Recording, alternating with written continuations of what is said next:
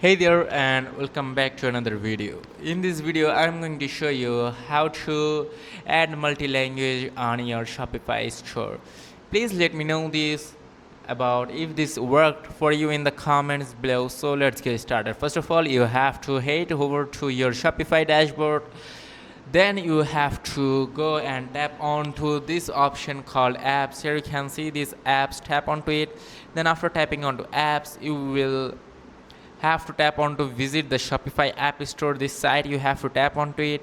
So after clicking onto it, you have to log into your Shopify store and you will be redirected to this site called Shopify app store. From there you have to search for language, and clicking onto language you will see a bunch of apps which does the same work. So for example, and for the purpose of this video, I'm gonna go with the translation lab AI translate. So tap onto it, and from there you have to tap onto add app. This option you have to tap onto add app. So after clicking onto add app, you have to install the app.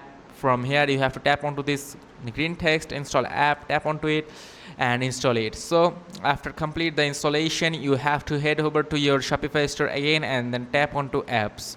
So after clicking onto apps, you can see this area called configure languages. You have to tap onto this light blue text, tap onto it, and from there you can choose your language. For example, your default language will be in English. You can choose it to Chinese, Burmese, Bulgarian. For the purpose of this video, I'm going to choose Dutch. Okay, so as you can see, these translations for language is Dutch, and translation of you have to choose the product here, and that's it.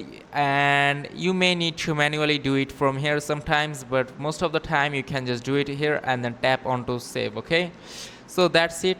If this video is helpful, make sure to like and subscribe for more. See you in the next video. Goodbye.